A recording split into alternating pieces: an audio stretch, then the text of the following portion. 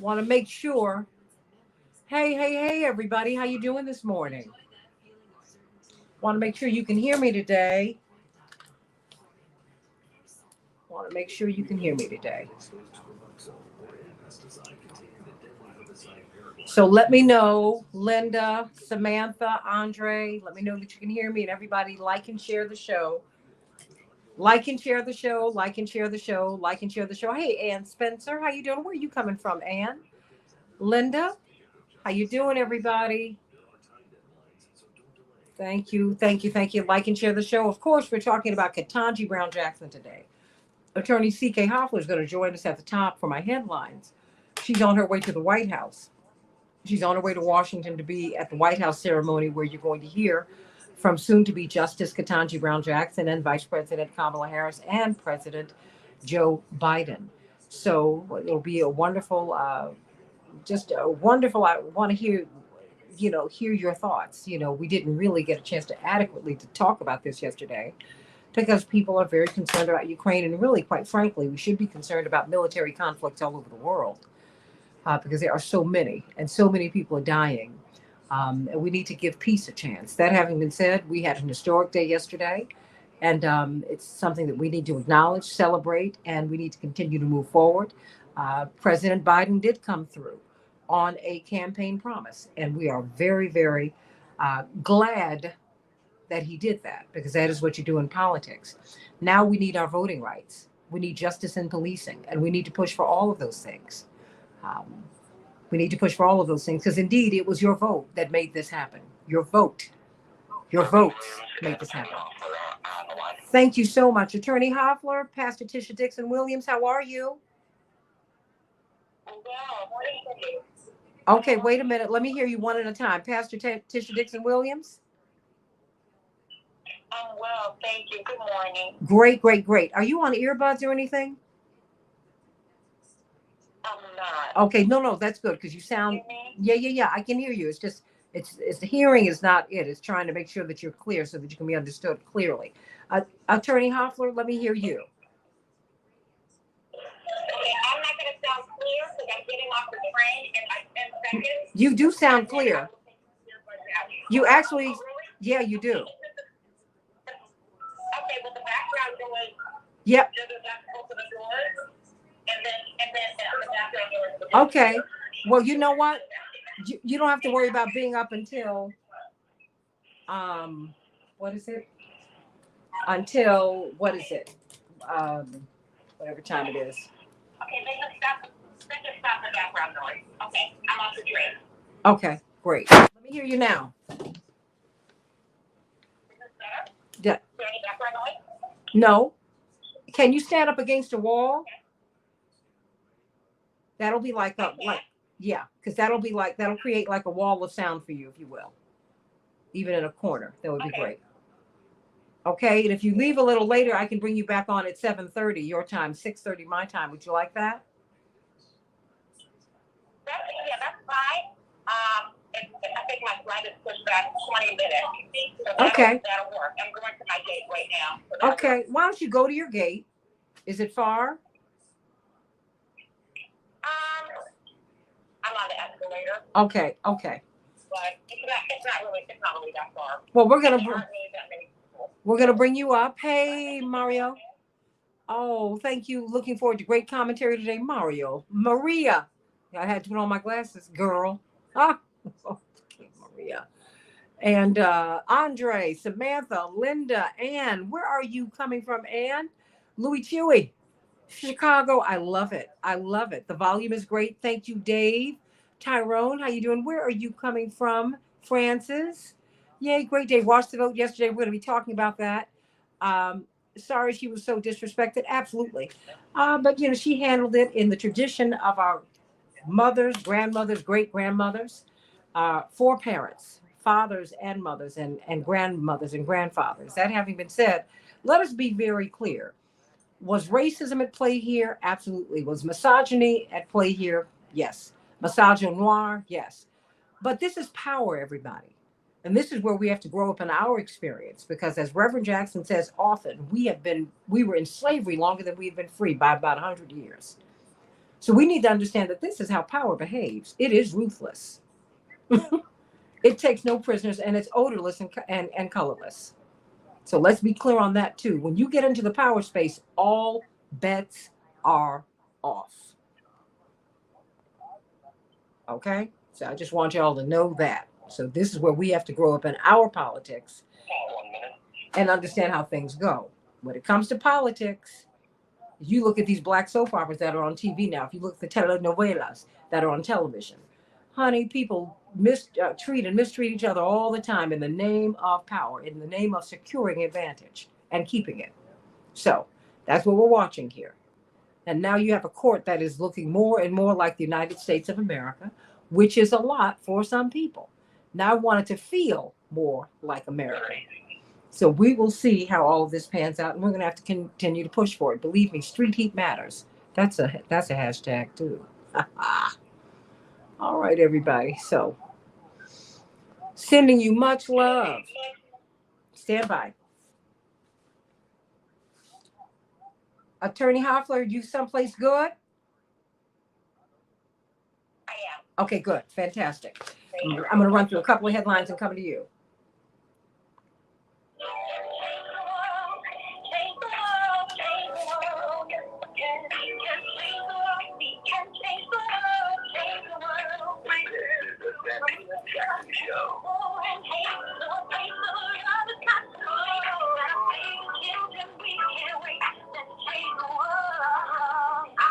Good morning, everybody. Welcome to the Santita Jackson Show. It's WCPT. That is my home. The voice of progressive America. Indeed, this is the largest progressive talk radio station in the United States of America, and I'm honored to do their morning drive. WCPT, AM 950 Radio, my home to the north. AM 950 Radio, the voice of progressive Minnesota. 773-763. WCPT is the number. 773-763-9278. 773-763-9278. I want to hear your thoughts today about soon-to-be Justice Katanji Brown Jackson. Historic vote yesterday, 53-47. What happened to Rand Paul? But it really doesn't matter because the vote got through. And what was also historic was that it was overseen by the president of the Senate, the first Black woman to be vice president of the United States. What a day. And does race matter? Absolutely. But the fact that these people come from the bottom up, really, that they had to work their way through, that's important. That's important. All of these things, they are the sum of their life experiences, everybody. And so we have a lot to talk about today. Some of the historic nature of this event got lost in the discussion about Ukraine. We need to keep Ukraine and other points of conflict around the world uppermost in our minds so that we can get peace and stop this senseless, needless killing and dying.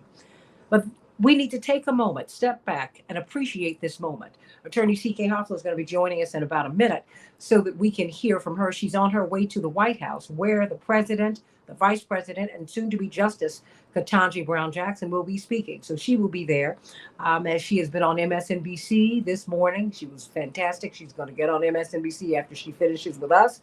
And ABC and BNC and every place else. Check out Attorney C.K. Hoffler and let people know that you want to see more of her. Call me at 773-763-9278, 773-763-9278 on this historic day, Friday, April 8th, 2022. Everybody in Chicago, it's kind of cool, everybody. The high will be 40 degrees. Rain and snow. Minneapolis, St. Paul, rain showers, the high 42 degrees. In the NBA, the Timberwolves were triumphant over the Spurs, 127-121. The Hornets will be playing the Bulls in Chicago tonight. And guess what? It was baseball's opening day. The Cubs 4, the Brewers. Well, the Cubs are triumphant. I'm so excited about baseball. What do you think about that, everybody? White Sox will be playing the Tigers, and the Brewers will be facing off against the Cubs again. So you tell me, what do you think about baseball? Do you watch it? Are you into it? We've got baseball. We've got the NHL. We've got the Blackhawks who shut out yesterday. They were shut out. This is when you get all of these sports, the NBA, the NHL, and baseball at the same time. And we're going to have these championship seasons. It is really, really great. But right now, let me get to this wonderful, wonderful news. Attorney C.K. Hoffler, I'm giving you the balance of my headlines today because it's an historic day. You are on your way to Washington, to the White House. What are you doing there today? Good morning, Santita, and good morning to everyone. Well, what I'm doing there's going to be an event commemorating the confirmation of Judge Katanji Brown Jackson to the U.S. Supreme Court. We expect the president will be there, Vice President Kamala Harris will be there, and the new justice of the U.S. Supreme Court, Judge Katanji Brown Jackson, will be there too. And so this is an event that many have been invited to. I think it was put together fairly rapidly after her confirmation in Washington. If weather permitting, it will be outside. If not, it will be inside.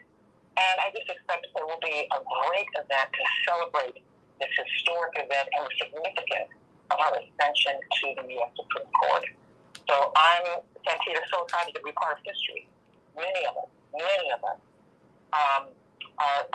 I was moved to tears as I watched the votes come in. I noticed that the 50th vote was cast by my senator, Senator Raphael Warnock, here in the state of Georgia, the great state of Georgia. And let us not forget that it is the state of Georgia, because of Senators John Ossoff and Raphael Warnock, that made this possible in a sense. Because without them winning the election, without us all working for them to win the election, the Democrats would not have a majority. And Vice President Kamala Harris, even though this time she did not have to vote time, but we would never have been in this situation but for the Georgian senators. So it was just fitting a moment in history for the 50th vote to be cast by our Senator Raphael Warnock. But there's so many emotions that many of us have in watching this eminently qualified, extraordinarily brilliant jurist who has a history unlike no other, background unlike no other on the U.S. Supreme Court that we've ever seen, quite frankly. And we haven't seen the breadth of experience since late great Justice Thurgood Marshall on the U.S. Supreme Court. So there is much to celebrate, but we're also reminded of the extraordinary work that we have ahead of us. You know, Santita, what we saw was the coalition and of groups of people, of many groups, from Black women groups to Black lawyer women groups to different bar associations to business leaders, really a rainbow coalition, as your dad, Reverend Jesse Jackson would say, of groups, entities of support from law enforcement to labor unions and the like, supporting this extraordinarily qualified jurist to go to the U.S. Supreme Court. It was just unfortunate that she had to go through a very onerous, oppressive, and embarrassingly destructive process to get there. But as you've always said, power can keep nothing. We saw a convergence of sexism and racism throughout the questioning by some of the senators, but she sailed through it. She stuck to her guns. She wasn't letting anyone manipulate her or take her off her game. She stayed in her lane. And she really did demonstrate to the world the type of jurist, the type of justice she's going to be on the U.S. Supreme Court. So we have a lot to celebrate today, but we also have a lot of work ahead of us, and it's a reminder that you can do it. You can do it. Her confirmation represents a vindication. I feel vindicated. We all feel vindicated because she's taking her rightful place, Santita. She's earned it. She deserves it. She should be there. But we all feel a sense of vindication because for her to be able to bust through that glass ceiling and make it there with the support of millions and generations and our ancestors and people like your father, Reverend Jesse Jackson, like all of the sacrifices of Dr. King, Congressman Lewis, all of the National Black Caucus members, all of the Senator Cory Booker, who will forever go down as a hero in the Senate confirmation hearings for Justice Katanji Brown Jackson. The powerful words that he spoke in support of her just meant so much, like the emotion and the tears. But if you notice, her tears never came when she was being attacked. Her tears came, her emotion came when Senator Cory Booker and Senator Padilla spoke to her about matters of family and how she had the right to be there and to not let anyone steal her joy. So this is a great day, Santita. We should enjoy it. We should be reminded of how far we've come and how far we have to go, how much further we have to go. You know what? And I will say this as we bring on Pastor Tisha Dixon Williams. With these moves into power, Attorney C.K. Hoffler, a lot of insults come.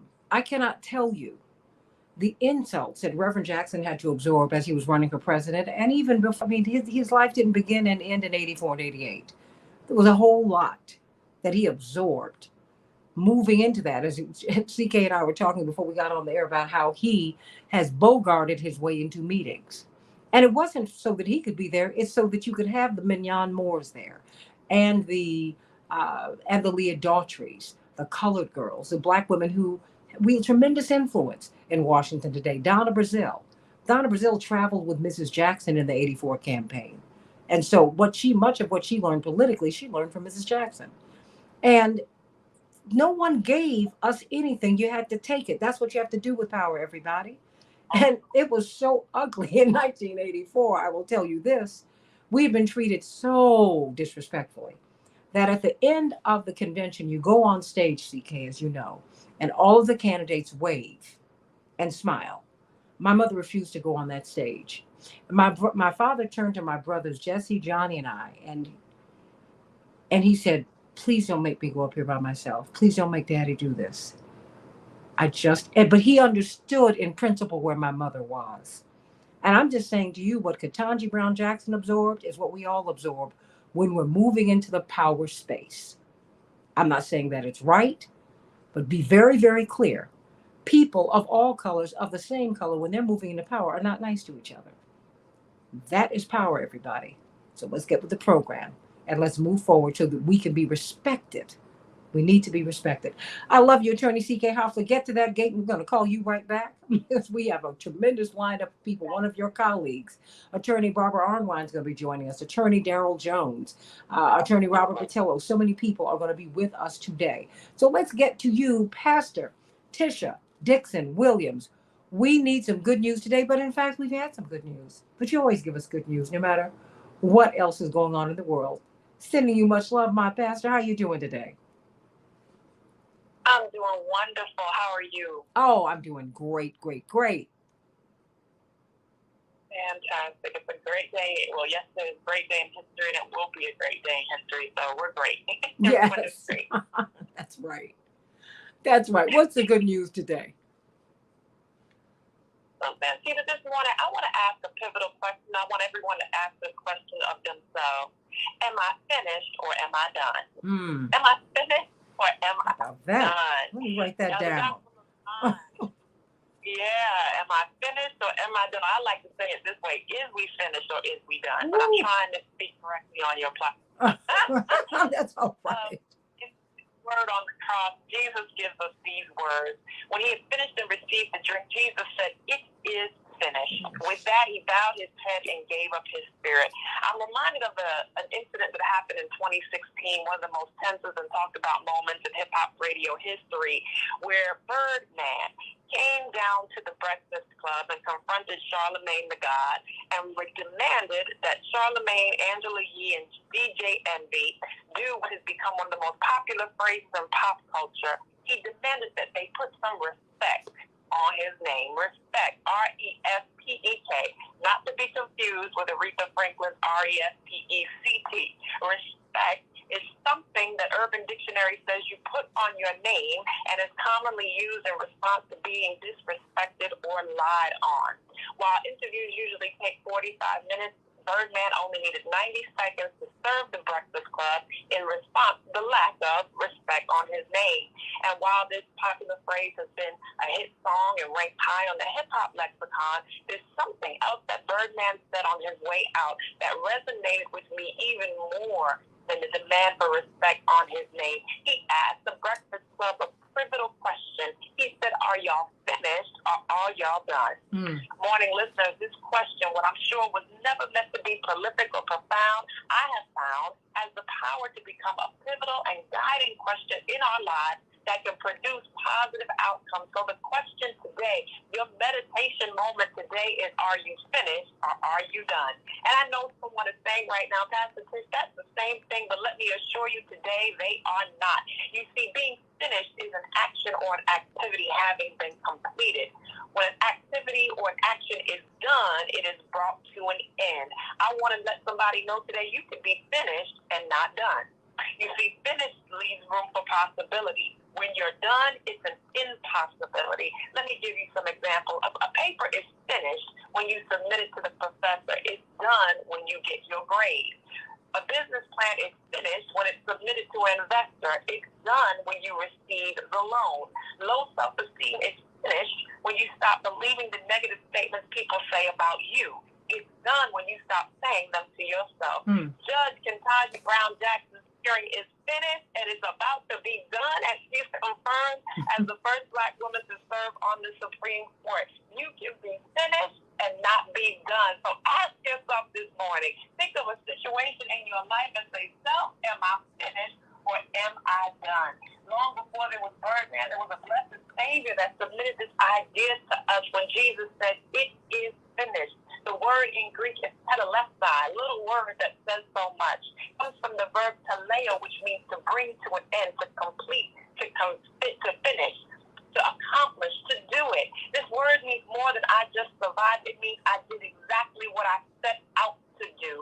Tetelestai not only means the work is finished, it means the work will always be finished. And it means it's finished in such a way that no one can come behind me and do it again.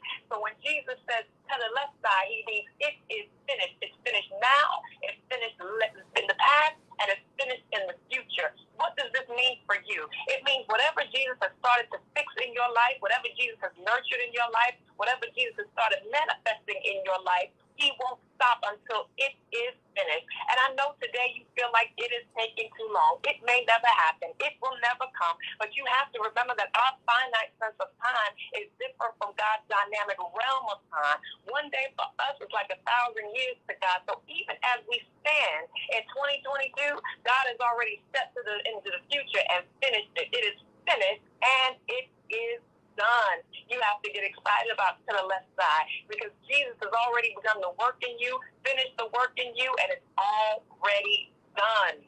Do you know, Santita, how I found out you know a person is done when they stop talking?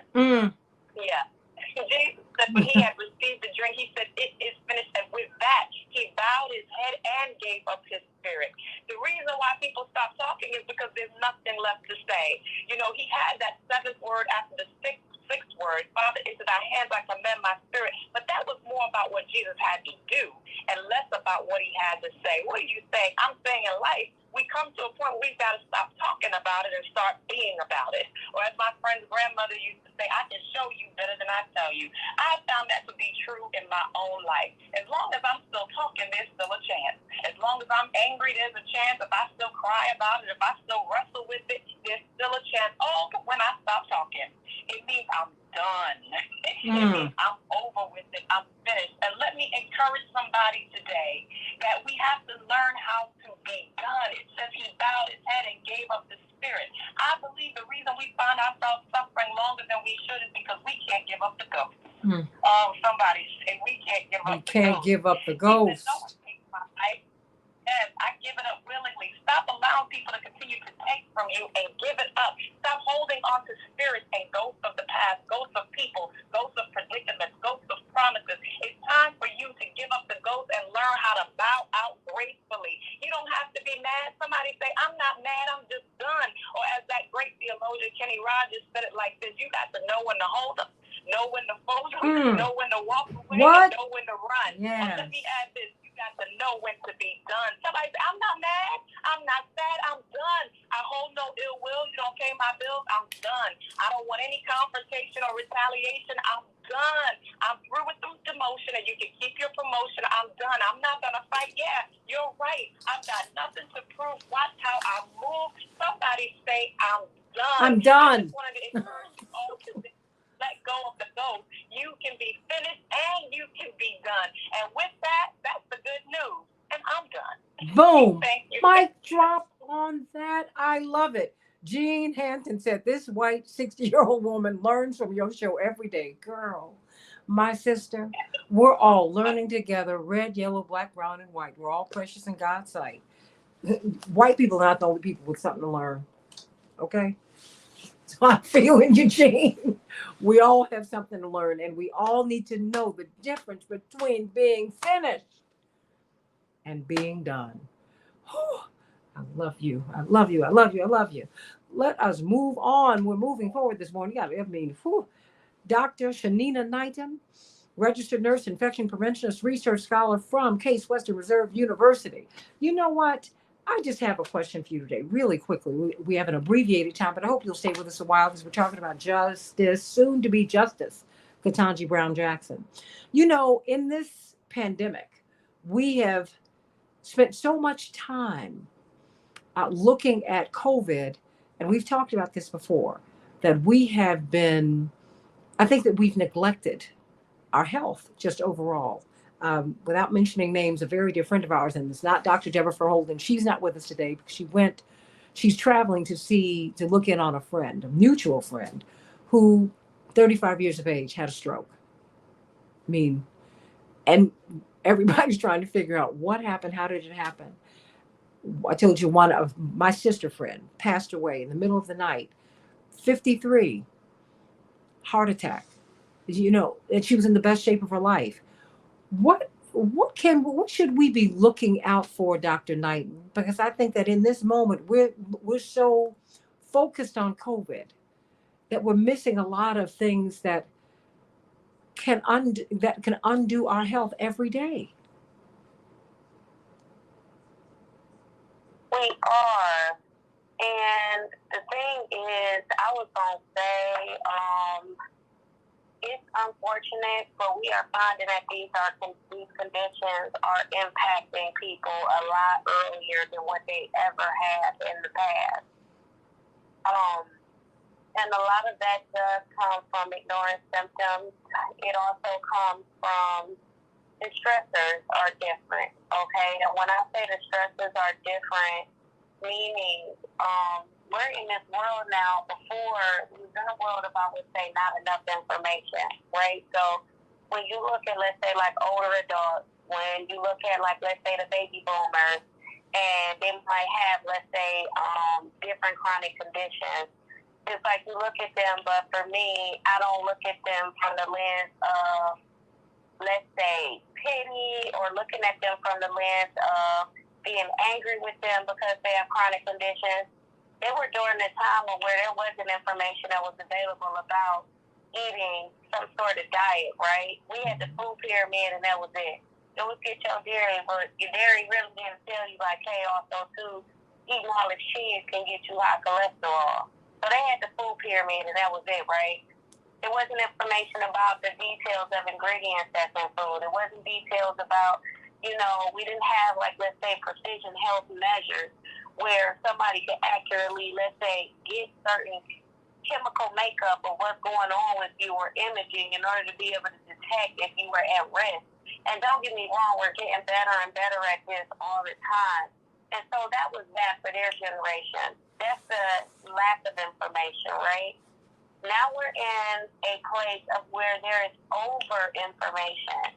And I think about myself, you know, who isn't far from Dr. Deb's colleague in age, and just know, like, even during this time, how challenging it can be, right? I've got 1 minute. We have so much information. Okay. There's so much of a demand on our work. There's so much of a demand on us in terms of what it is we need to be in different aspects of our life. And a lot of us end up putting our health last. A lot of us are going to miss those planning appointments. We're going to miss those things. And when we look at what's happening right now, it's like, are we really focusing on prevention, or are we pressured to kind of prioritize or put ourselves last? Everybody, please take care of yourselves. Take care of yourselves. Take care of yourselves and pay attention to the little things. The little things. If you are now getting winded when you walk up the stairs, pay attention to that. If you have pains in your hands and your arms, don't dismiss your health. Please take care of yourselves, everybody. We've been paying a lot of attention to COVID, but you know what? There's a whole lot that's out here that can make your life much more difficult to live. So everybody, let's talk about Katanji Brown Jackson. Call us at 773-763-9278, 773-763. WCPT, what do you think about this moment?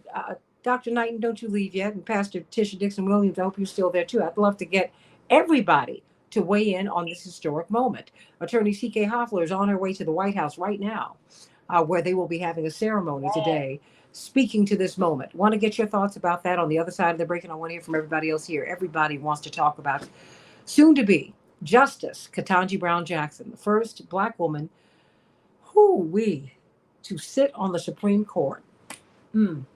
Back in just a minute.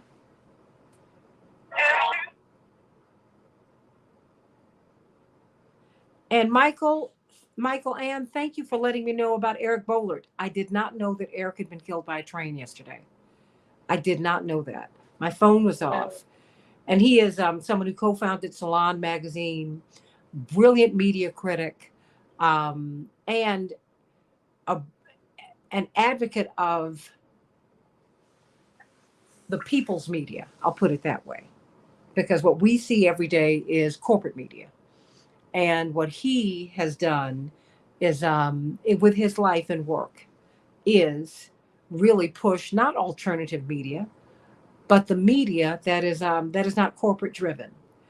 And we lost a bright light. He was only 57 years of age, and he was riding his bike, and he was struck by a train. Oh, wow. But you know what? Eric Bollard lived. He lived. So God bless you, Eric Bollard, and we're going to dedicate the show to you today. Thank you, Eric.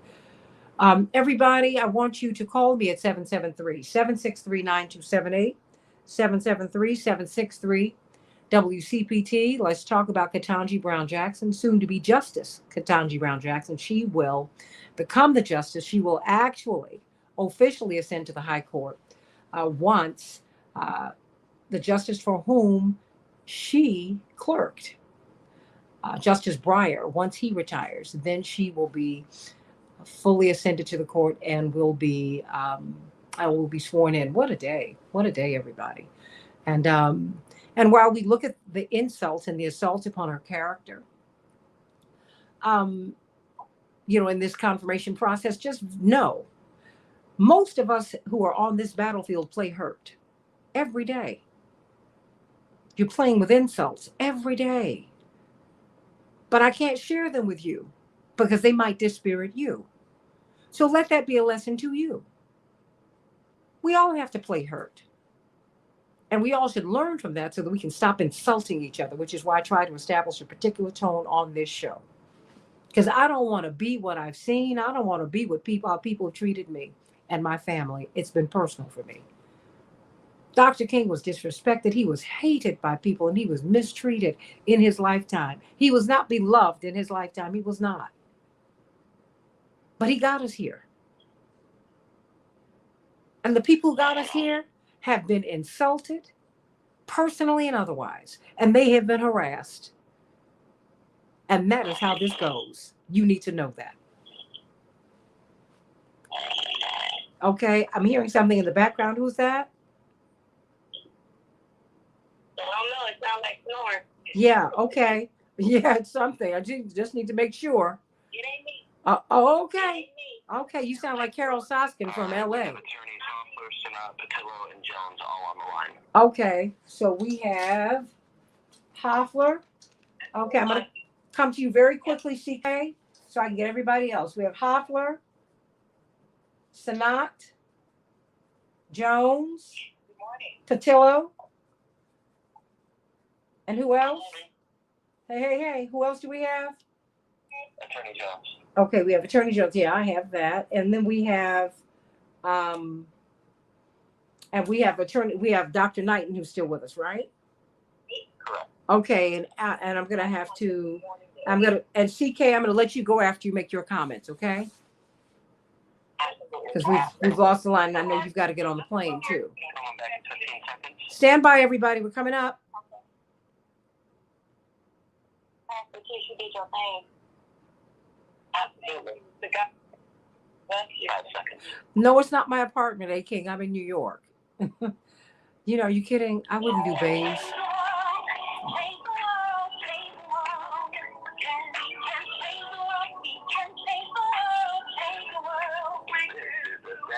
Jackson Show.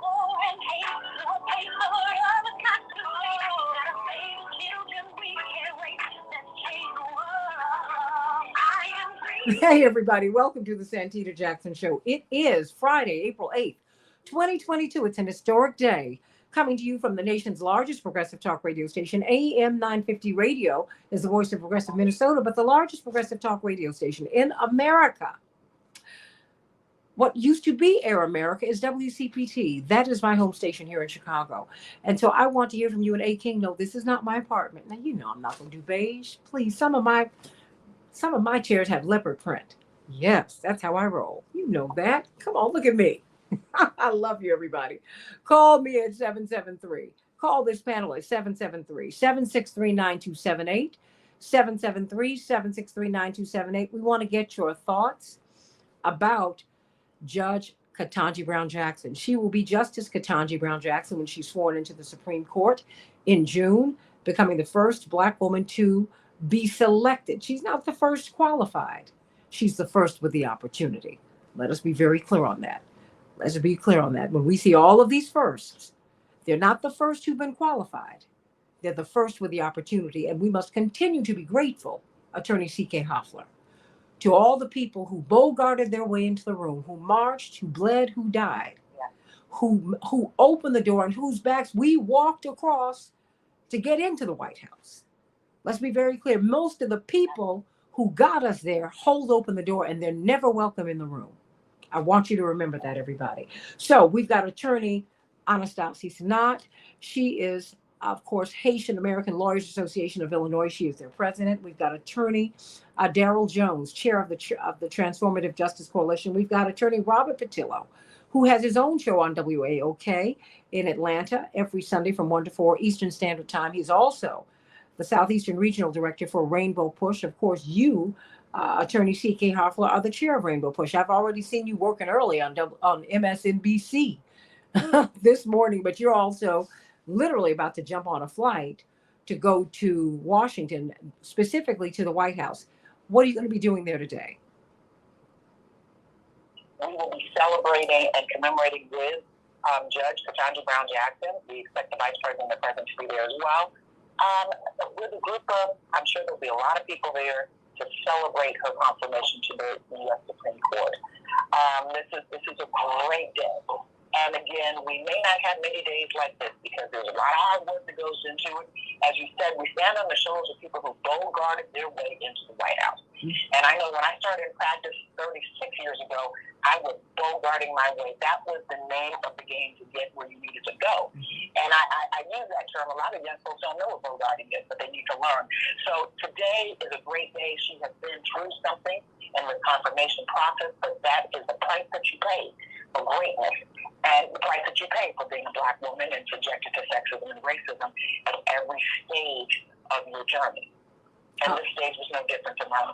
But all of her preparation background led her to this moment, and she handled it beautifully, stood just right, and demonstrated to the world the type of justice that she's going to be, the judicial temperament that she will have as a justice on the U.S. Supreme Court. So today is a great day. I'm glad to be a part of it. I carry so many with me that have made it possible for me to get to this point, including your father, Santita, Reverend Jesse Jackson. But we're also reminded of the fight ahead of us. We've got an amazing panel of lawyers that will speak to all of what is ahead of us as well. Voting rights, civil rights, reproductive rights, immigration, policing reform. All of these things need to happen, and I hope that the synergy and the solidarity that we saw to help elevate and push Judge Katanji Brown Jackson to the U.S. Supreme Court will also be there to pass some of these critical pieces of legislation that must happen, that should happen with this administration. Amen. So, Amen. I'm excited. And take some pictures. If they don't seize your camera, take some pictures while you're at the White House today. I will. And thank you for giving me church today. I just want you to know I was in the Delta Lounge saying, that's right, hallelujah, speak. Hey, People looking at me like I'm crazy because they're using my earbuds. That's Pastor Tisha Dixon Williams. I didn't do that. Are you finished or are you done? Hey, sometimes I'm finished and sometimes I'm done. And as someone who makes a living off of speaking, I now know that I'm not done until I be quiet. Oh my gosh. And you know that's true because that's what we say. You know, the sisters say, I'm done. And then we're done. There's nothing else to say. We're done. And we walk away. I love it. I love it. You know what? We've got a tremendous panel, as I shared with you. Let me start with you, Attorney Anastasia Sanat. What does the ascension to the highest court in the land of Judge Katanji Brown Jackson, what does this mean to you? How did you read all of this? Thank you so much for having me again. As I had mentioned before, I was very excited. I've always been excited about her nomination and about her confirmation.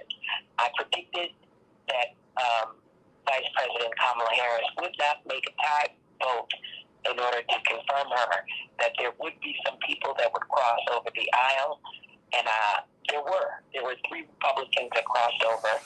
53 to 47 was her vote. Now that's historic in and of itself, because we're not going back to the days of, for example, the confirmation of Sandra Day O'Connor had 99 votes in her favor. Those days are just long gone. We are in a very heated political environment, and I said we should watch out for the U.S. Senator Tim Scott. He disappointed me. He did not vote in favor of Judge Katanji Brown Jackson. He came up with nonsense as to why he believed her judicial philosophy did not match his own, and therefore was not someone he would support. Did he really disappoint you? He really disappointed you? You didn't expect him to do anything other than what he'd done? You know, there are people that have said that there were black soldiers in the Confederate Army, and of course there were not. They also said no. There were some. There were some who were conscripted by their slave owners. You know, I mean, they didn't do it willingly. But then, you know, wait a minute, some folks did. Because some people can be so brainwashed that they think that that masses water is wetter. Oh my goodness. Right, you know, what is that old expression from the African American community? All skin folk ain't kin folk. Yeah. And was disappointed. I was hoping that he would be able to rise above, but he wasn't. So that was definitely disappointing just to know. Okay. There's only been 11 in the history of the United States, 11 black U.S. senators. Not one of the U.S. senators that are currently seated is a woman. Mm-hmm. And it's just disappointing that the one other black guy didn't see the significance of her character to want to support her. He wanted to go through what I call party lines, which is, of course, like with the film Django Unchained. But you know what? But that is why he is liked by the people who like him. And see, this is where we have to mature in our politics, Anastasia. I really do believe. You know, you can't just look at someone and say they're black and they're going to think a certain way, come from a particular perspective. I'm not saying that you're doing that, but I think there's a tendency. But because it's just not true. It's not true. There are some white people so progressive. I mean, look at John Brown. Look at John Brown, who gave his all. He was willing to die and was killed. And then you have some other people who absolutely upheld slavery, who were black. And then you have Mitt Romney, who stood up with the Democrats and gave her a standing ovation yesterday. I'm not making him the most progressive senator in the world, but he was really in the tradition of his father, Governor George Romney, who walked out of the 1964 Republican convention because Republicans would not come up with a meaningful civil rights platform. So, we kind of have to, we have to be very critical and ask some deep, deep questions and some questions of all these nominees and of all people. Because like you said, all skin folk ain't kinfolk and all white folks are not your enemy. Let me run around to, we girl, this is a lot. Let me go to you, Attorney Darrell Jones. Attorney Darrell Jones. Good morning, Santita. I'm listening to the conversation, and I'm like, oh my goodness, this is a great day in America with regards to the confirmation of Katanji Brown Jackson. But I always put a temper on it. I understand what the attorney's talking about. I put a temper on it because, Santita, we shouldn't be standing 200 years later celebrating the first African-American woman to sit on the Supreme Court. That's something that, I'm very pleased that it's happened, but I tell you, it's one of those things that, how far would we be in advance if it happened from the beginning, if they didn't enslave us, not teach us how to read, and allow us to go ahead and participate and fully explore our talents? So I'm excited that we're here. I'm very excited that we're here, and I can tell you, I'm right there with CK. DC is going to just be all lit up for the celebrations, the receptions. They've already started. She's going to make such an incredible difference to the bench, and what she's going to bring is just going to be incredible. Folks have said that she's going to be on the minority side of the opinions that are being rendered. But let me tell you, being on the minority side is fine because it gives her the opportunity to put out into the public venue her thoughts.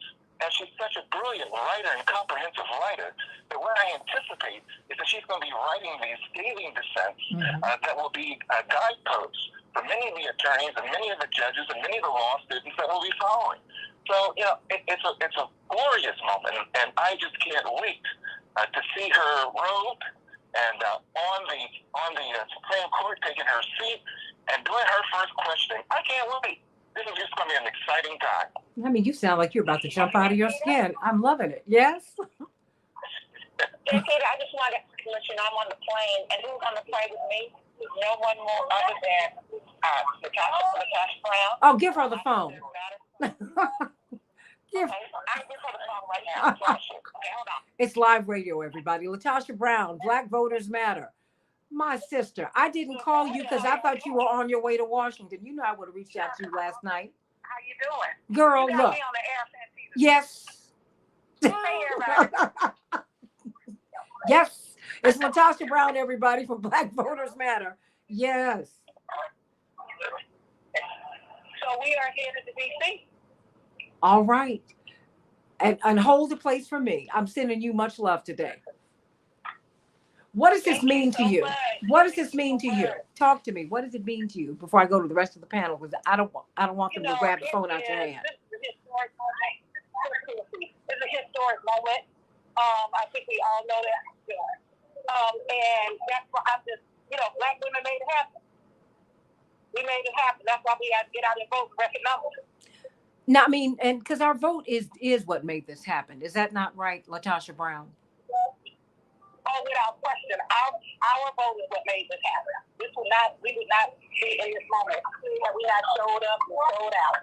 And so this should be a moment that all of us are celebrating, not just for her, but for all of the years that we've been marginalized and left out of this process. And so we need to recognize that someone wants to know why voting matters. This is the prime example of why voting matters. I love you, Latasha Brown and C.K. Hoffler. We are praying that God will grant you traveling mercies as you all get to go to Washington today, and show up and show out. What a glorious day this is.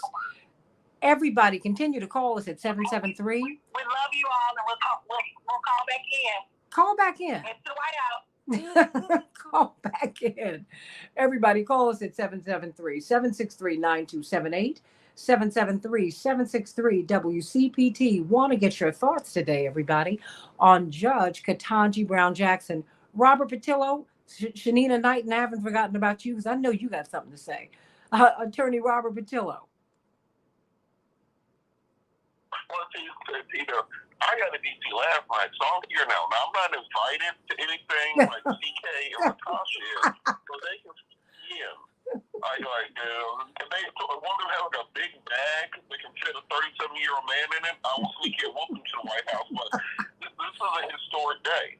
And I think regardless of anything else that happens in the Biden administration, that image of the first Black female vice president confirming the first Black female Supreme Court justice will go down in history. That will be a defining moment of his administration, a defining moment in American politics when you see that the vote for the most qualified justice in the last quarter century, at least the last quarter century, only garnered 3 Republican votes. And the spectacle and the idiots that Republicans made themselves look like in opposition to her, will go down in history as one of the most obsequious periods in American politics and the divisiveness of our current political state. What's going to be interesting now is finding out what happens with this Clarence Thomas and Virginia Thomas issue, and whether or not President Biden will get another Supreme Court justice before October. Because if Katanji Brown Jackson can only get 3 Republican votes, what's going to happen when a 5-4 majority is on the line, and what type of nominee will have to be put in place to garner the type of votes needed? So now our eyes turn to the next phase of this fight going forward, of seeing that if they will smear this nearly perfect candidate for the court, what the battle will be going forward, and how we can reform the system so that the Supreme Court nominees are not forced to be debased in front of this tribunal where they take their lump of flesh on their way to being confirmed, but rather where we can actually look at their judicial record and put people on the court who deserve to be there, instead of simply having political ideologues. Republicans used to say, well, we don't want people legislating from the bench. Now they say we only want people legislating from the bench the way that we want things.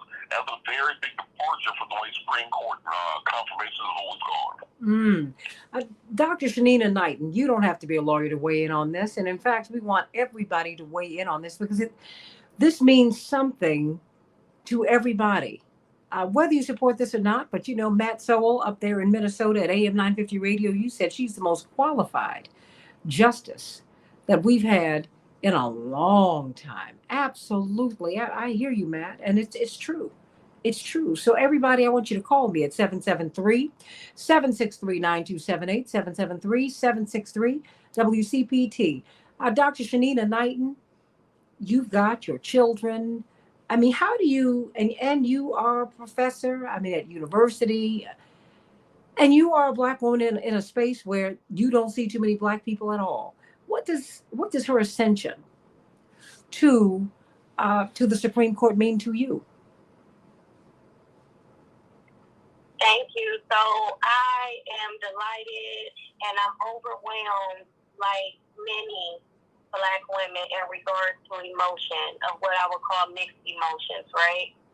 So it's that thing of being happy that she's there in that position, but it's also the fact that, like many Black women that carry the weight on our shoulders, the fact that the scrutiny, the process, meaning like the stress, the tears, the backlash, everything other than just being simply overqualified helped her to win, okay? Helped her to get ahead and helped her to be our first Black justice that will be taking this seat. And so for me, when I look at this and we say, well, wow, it shouldn't have taken 200 years, the problem that I still have is that we all felt this through this process.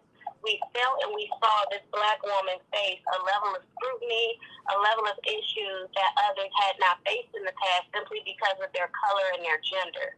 And so while I am absolutely 100% delighted, I am hoping that we begin to have a conversation of why does this continue to happen as we continue to excel, as we continue to do well, as we continue to be overqualified, as we continue to raise the bar, set the bar, excel past the bar, be innovative, make changes, but yet we still are gauged by the color of our skin and scrutinized in regards to what others may not have to go through. So for me, when I tell my children, I want you to understand that this is a historic moment, and we are so proud.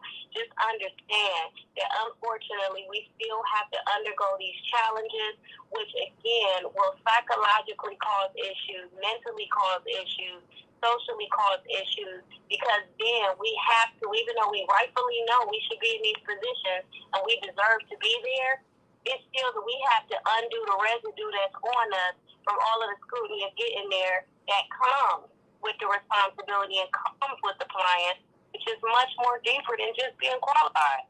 So in this historic moment, I hope that while we celebrate, we do not forget the struggle of our sister and what it is she had to go through in order to be able to get here, and ask ourselves, how do we hold others accountable in order for them to do better? Absolutely. And understand, I think that's why we need to tell Robert Patillo more of these stories. It's gotten me writing about a lot of my own experiences, because when I think of the insult that comes with, I mean, everybody, Robert, that I know, and you know this having worked for Reverend Jackson, you play hurt on this field.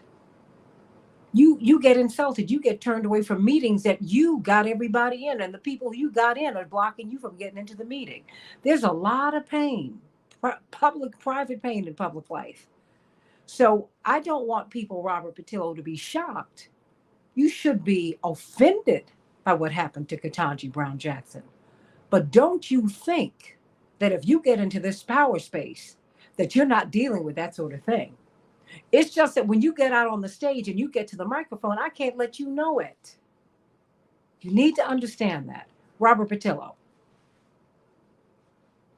You're absolutely correct. And I think part of what we have to understand is that the current state of the Republican Party and the psychosis that they've been in. You know, John Kasich back in 2020, the former Republican governor of Ohio, the Republican, said that he felt that his party had a fever and that fever was going to break.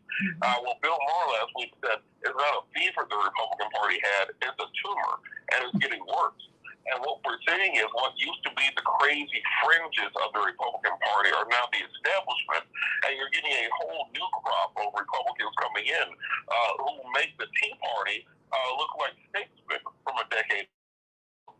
Think about the fact that Ted Cruz, when he came into the Senate, was considered a crazy, wild outcast.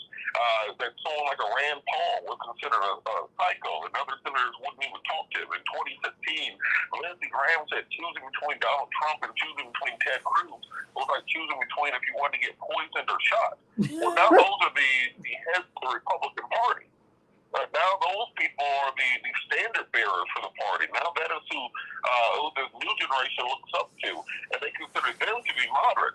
Even Sarah Palin now is running for Congress, and she's not as crazy as Marjorie Taylor Greene or Lee Lauren Boebert or any of these other folks.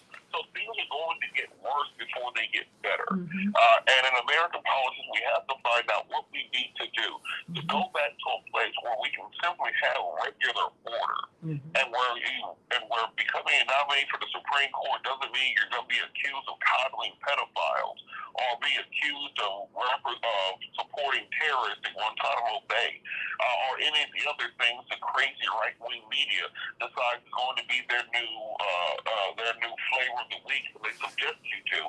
So we need to figure out how we can reform the courts and reform the Senate and the confirmation process, because right now we're no longer trying to get the best and brightest on the Supreme Court things. We're only attempting to get the people who fit the ideological base of the majority party. And this is why when people ask, well, why do I need to vote? And just voting for the Supreme Court alone is enough for you to get up and get out there and vote, because it's going to be dispositive of every other right. They can literally overturn amendments to the Constitution with a simple decision, because it's not so much how the law is written, it's how it's interpreted.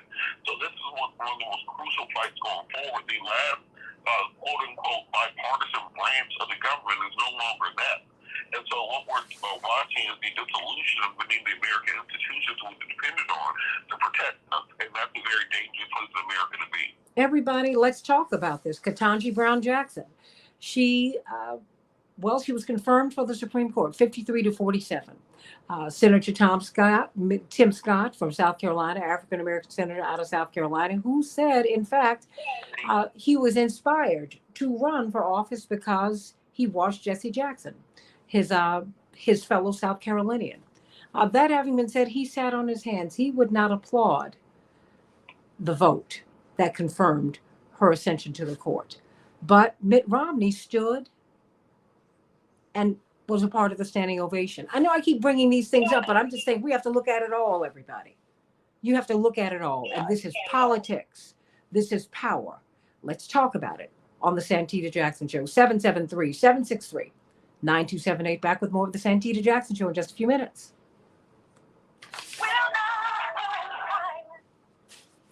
All righty, dighty. You know something that feels so sad? Like the crabs in the barrel mentality, right? Like the fact that there can't be more than one. And so, I don't know, I just kind of get that feeling here.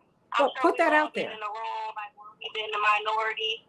and somebody looking across the room and they act like it's a rule and we can't speak to each other. Well, you know, and it's a black person who's doing it to you. And you're like, really? Yeah, I'm keeping it 100 right here, everybody. Because I have been to too many places when we walk in and they look at us. Who did you bring? What happened? I said, didn't go unchanged. The movie where they were the Stephen who was fighting against the people. Yeah. But he was the people. Yeah, but you know, but we all know him. That's why we all kind of laughed with about Sam Jackson's character, because we know him. He is everywhere we go, because he is, and sadly, Percy Sutton, who should have been by all rights a Secretary of State. He was the most scandal-free president of the borough of Manhattan, just behind Constance Baker Motley. He founded Inner City Broadcasting, which at one time was the largest Black-owned radio network in the country. Indeed, WBLS in New York was the #1 radio station in all of America. That was his station. We have Wendy Williams. We had Frankie Crocker because of him. And when I look at him and all of the insults that he could not get a loan from a bank in New York City when he was trying to buy a little AM station called WLIB. He had to get on a plane, Anastasi, and the panel here, and go and borrow money from all of his friends across the country so he could buy this radio station and create this network. This is part of the price that we pay, he said to me, because it was someone who we knew, who he was supporting, who had deeply disappointed so many of us. And he said, let me tell you something. I want you to have the discipline not to be angry with him, but to be angry with a system and to have enough within you to fight a system that would turn him into the person that he's become. Did you hear what I just said? Be angry with a system that creates people who are so scared that they won't fight for their own freedom. It's a system. And we need to be mature enough to understand that. Yeah, in fact, when I thought about what you said about Confederate soldiers and them being black, it wasn't until March 13th, 1865 that they even said, you know what, you can become a soldier, but you're not going to even get your freedom. And there were people that may have actually signed up, but I don't see any evidence of it. Oh, no, they did. They did. And I mean, look, I can't wait for history writers to catch up with the discussions our grandparents and great grandparents had here, because see, I used to spend my summers in the South, Anastasi, and I would hear stories from the old people who my grandparents knew, and I'm so glad they were deposited in me, because now they didn't make sense to me then, but they sure make sense to me now. And when your grandparents and your great grandparents, because I was privileged enough to grow up with my great grandmother, Matilda, and Mrs. Matilda Burns, and they could see trouble coming. That's what concerns me about us today, because we've gotten so relaxed and we're so far removed from the lessons that we don't see trouble coming. Daryl. Attorney Arguine on the line. You know, Attorney Arguine, we don't see trouble coming. Our elders see the trouble coming. They see what's happening. And so while I'm disappointed in how... I think Attorney Castillo hit the nail on the head. The Constitution was written at a time in which slavery still existed, in which black people in general were not considered to even be man, woman, or deserving of equal justice under the law. Of course. So in order for us to have a court that is balanced and matches today's philosophy, you're going to need someone like Judge Katanji Brown Jackson in order to match what we are today, not what we technically were back then. We need to match the spirit that we're in today. But you have to keep the spirit, but the spirit of who we've been. Spirit, we are still in place. But that's still here. And that's why I'm saying the spirit of our foreparents, we still need that and then some. Because all of this is still here. The problem is so deep. It takes more than a generation to knock it out. It sure does. Like, we shouldn't be having, I hate to say it, but we shouldn't be having those old congressmen in there still, where you die out of a position because, not being funny, a lot of them don't even understand technology or a lot of the issues that we're dealing with today to even speak on them and make logical decisions, and have no idea how to impact the technology even right now. It's causing people to go further into debt, and it's the root of a lot of these psychological issues. And they're not evaluating it or holding people accountable, and we don't have people in healthcare on there. That needs to change. And they're not even grooming the next generation in order to take their place. They're so full of themselves. They say, I'm never going to retire because the fight is never over. Well, then you need to make sure you have enough energy by bringing someone else in. That's it, but they mentor the same culture in, and that's the problem. Mm-hmm. Okay. So I actually tried Bobby Rush's retired.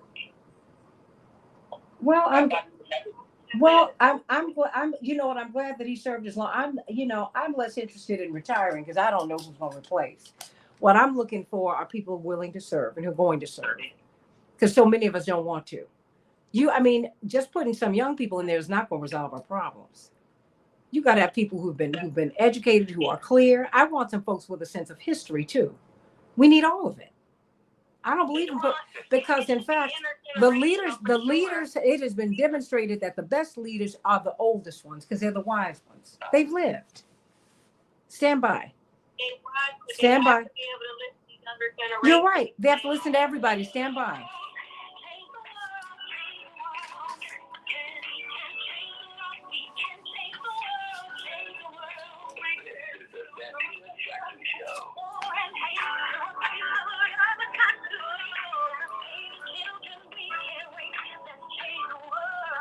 Hey, everybody. Welcome.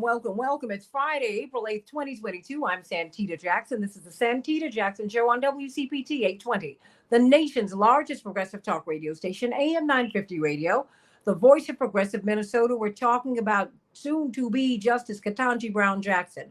What do you think about the 53-47 vote that got her confirmed for this seat on the Supreme Court? It's historic. She's the first Black woman who will be seated on the Supreme Court. Not the first one qualified, the first one with the opportunity.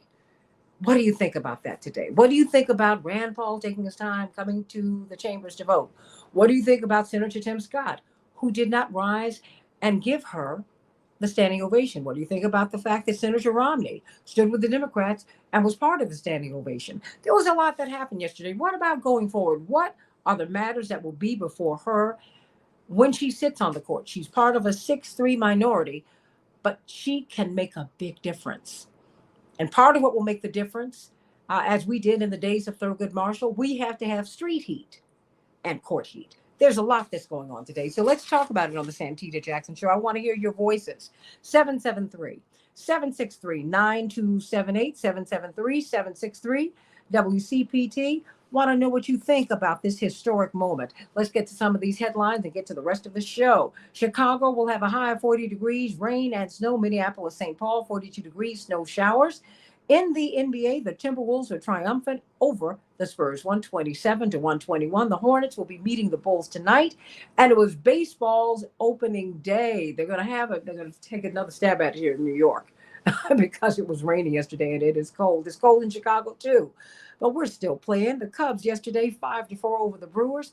The White Sox will be playing the Tigers. The Brewers will be playing the Cubs. Again today, this is a great baseball day. The NHL, well, the Blackhawks, Chicago's team, they were shut out. The Wild will be playing the Blues. The ultimate headline is yesterday, 53-47. Judge Katanji Brown Jackson ascended to the Supreme Court. That is to say, she was confirmed for the Supreme Court. She will be sworn in June when the man for whom she clerked, Justice Stephen Breyer, retires officially. What do you make of that? What do you make of this moment, everybody? I want to hear your thoughts. 773-763-9278. 9278 773 763 9278. Want to get your thoughts today. We are joined by a tremendous panel that I will introduce on the other side of the break. But right now, I've got to take a break for financial freedom. Do you have good credit? Do you have no credit? Does your credit need to be restored? Do you have high credit card debt? Are you not able to get a credit card? Are you using that debit card? Do you want to get a new home? Do you want to buy one of these 2 or 3 flats in your neighborhood, but you don't think that you'll be able to get approved for a loan or get your finances together so that you could even be in line for this? Well, do you need to refinance your existing home? Do you need to hold on to your home? Do you need a reverse mortgage? We all have these needs, everybody. Call Team Hochberg so that they can put you on the road to financial freedom. Indeed. Get a free consultation from them. Anything that you are going through, trust me, they've heard it all, and they can and will help you. Call them at 855-56-DAVID, 855-56-DAVID, or 56david.com, 56david.com. Think about Miss Sharon, 72, retired, living in a $300,000 home. Well, you would think she wouldn't have any problems. Well, she was having challenges trying to live from month to month because her pension was not covering her bills. She had $30,000 in credit card debt because increasingly many of us are even buying our groceries on credit cards. Well, she tried an online lender. They turned her down. They saw no hope for her situation, but that is not what happened when she reached out to Team Hochberg. Jose Rodriguez said, you know what, I'm going to help you to refinance. We're going to find some loans for you. He lowered her credit card repayments to to about $340 a month. That's a little bit, saving $4,000 a year. It saved her life. She kept her home, and now she has some financial breathing room. Call them at 855-56-DAVID, 855-56-DAVID, and go to 56david.com, 56david.com, and get the help that you need. We have got a tremendous panel with us talking about Katanji Brown Jackson. What does this mean? Of course, attorney C.K. Hoffler was surprisingly met on the plane by LaTosha Brown from Black Voters Matter on her way to Washington to the White House for their ceremony today, where we will hear from soon-to-be Justice Katanji Brown Jackson and Vice President Kamala Harris. That was an historic moment as well. Black woman, president of the Senate, who oversaw the whole process. Turns out we did not, as you predicted, Attorney Anastasia Senat, we did not need a tiebreaker, but you're never too sure. And then, of course, President Joe Biden. And so what a day it was. What a day it will be today. We're joined by attorney Darrell Jones, chairman of the Transformative Justice Coalition. The Southeastern Regional Director for Rainbow Push, Robert Patillo. We've got attorney Anastasia Senat, Haitian American Lawyers Association of Illinois. She is their president. She'll be with us just for a few more minutes. We've got Dr. Shanita Knighton, who wanted to weigh in. I'm so glad that you did. Brilliant registered nurse, infection preventionist, research scholar, professor at Case Western Reserve University, and leading everything off is the brilliant attorney Barbara Arnwine, the former executive director of the Lawyers Committee for Civil Rights Under Law. Indeed, she left there to be the founder and president of the Transformative Justice Coalition. Indeed, she is the foremost voting rights advocate in America today. And so much of what you see with Katanji Brown Jackson has been made by her advocacy and her work down through the years. And so let us take a moment and thank you, Attorney Barbara Arnwine, for all of the work that you have done and continue to do. You are tireless and fearless. We thank you for helping to make this moment possible. Sending you much love. What do you think of today? Well, I think that this is one of the most historic moments in the history of the African American struggle in this country to achieve not only, equality, but just basic, decent human dignity, respect. I just think it's very important for people to understand that, this quest for a Black woman in the court is not something that, is brand new. Indeed, there is a long history of very excellent, African American women who have, over the years, been outstanding. I mean, I always think about 1966 when Constance Baker Motley, who Judge Katanji Brown Jackson has repeatedly invoked in every public speech regarding her nomination, because Judge Constance Baker Motley, she sat on the bench until 2005 at least, until her death, I'm sure, and she was the chief judge, but she never, ever was elevated to the appellate court. She should have been. How do you sit on the district court for 40 years, known as one of the nation's foremost jurists, and never was elevated? But that was the kind of glass ceiling that Black women faced until, sometime, in the 70s, when we finally started getting some appointments into the, appellate level, basically, and it was a long drought.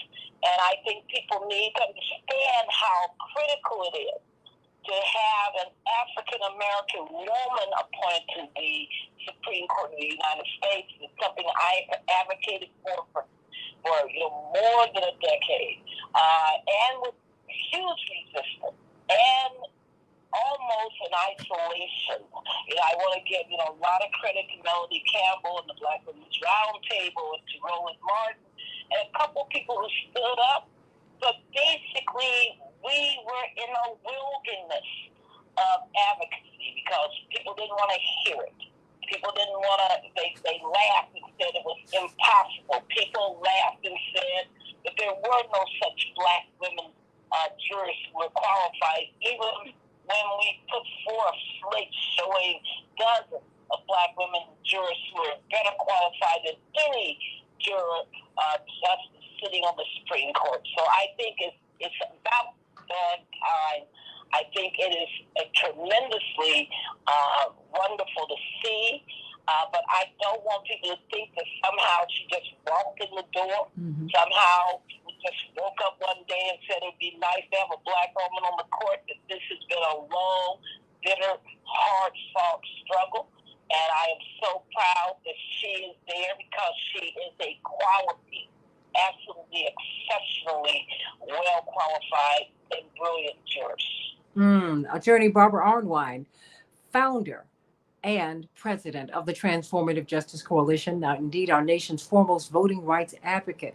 We thank God for you today. Let me go to you, Attorney Anastasia Sanat, before you have to leave us today, because I know you've got to leave us very shortly, and kind of sum up what you're thinking in your closing remarks.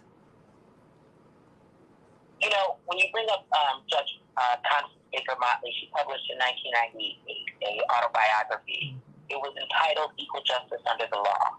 And I think it was a precursor to what she had already known, that it's very difficult for us as Black people, as Black women, as minorities in general, to have equal justice under the law without someone that's there to actually represent the spirit that we represent. And so I think that Judge Katanji Brown Jackson was, quite frankly, set up to win. I've said this before, that although she was confirmed 3 times before, she had to go through that so that we can honestly say today, she's overqualified. She beats out most of these justices that are currently sitting on the bench now. And I'm so proud. I'm so excited. And I hope that we continue to work to build more Black women in the federal judiciary, more Black men in the federal judiciary. I think it's important that we speak up in the spirit so that equal justice under the law really does apply to us. Thank you. Attorney Anastasia Sanat, so grateful for your brilliant young voice and so excited about all that that is before you, because you are an absolute jewel. Let me go to you, Attorney Darrell Jones. Of course, we've got your colleague. You're the chair of the board of the Transformative Justice Coalition. What is ahead for Justice Katanji Brown Jackson? I mean, being in this 6'3" minority on the court, what will that mean? What do you think that means? Well, Santita, first let me go back and touch on something that Barbara Einlein just said, and that was the reminder that when it was a point in time when it was not fashionable to push forward to having a black woman on the Supreme Court, Barbara Einlein and several other prominent black women were demanding of then President Obama that he appoint a black woman to the Supreme Court, and they were actually ostracized and banned from the White House because of that positioning. So what does it mean now to have Katanji Brown Jackson on this court, on the minority court? One of the interesting parts of being the minority on the court is that you get to write this dissenting opinion, and that dissenting opinion has the ability to serve as a guidepost for those that are coming behind you to sort of look and see, what is it that you're saying is so wrong about what this conservative body is saying? Why is their theory so incorrect? And it serves to feed that knowledge, and it serves to feed that base. And she will not, as we know, she will not always be on the minority side. She has an incredible ability to bring people across to her way of thinking, because she's such a comprehensive writer that she can bring in, take into consideration a conservative philosophy, and has the ability to reason with them as to why their thinking is incorrect, how it could be better. Well, hold on one moment, because you're taking us inside the process, Daryl. I have to interrupt you here. Why is it important to be able to see an argument globally? That is to see your opponent's side, someone who might be in the middle. Why is that important? And to be able to write about that in a way that everybody can understand. Why is that important? Well, it's important because once you can see your opponent's side, and once you can understand your opponent's side, you then can show that opponent the weaknesses or how their arguments could be better. And generally what you're doing is that, you're not putting them down, but you want to be able to raise them up and bring them to your way of thinking. And that's what Katanji Brown Jackson has the ability to do. She has the ability to say, I hear what you're saying, I see what you're saying, and you're correct. That's a way of looking at it. But let's add these factors to it and see how this works on a global level, how this can affect more people. So when you hear her, and this is the brilliance of what Douglas Jones and Katanji Brown Jackson did during this hearing. One of the things you saw during this hearing was Katanji Brown Jackson always saying, I am so proud to be an American. I am so proud for what the flag stands for. I am so proud to be here and be able to progress. Well, what that's doing is it's saying, I am the American experience. I am all the things you've gone through plus some.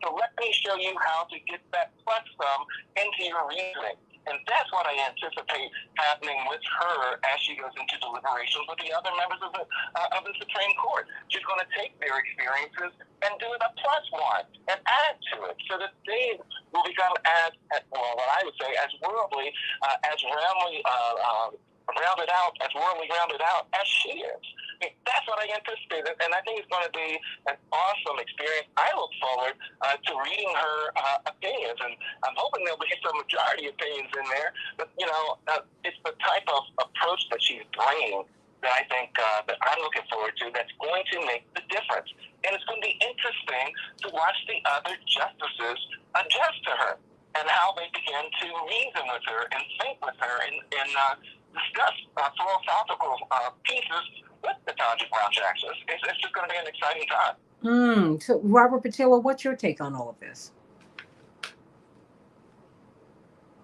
Well, I think it's important for us to understand that how long these appointments are for.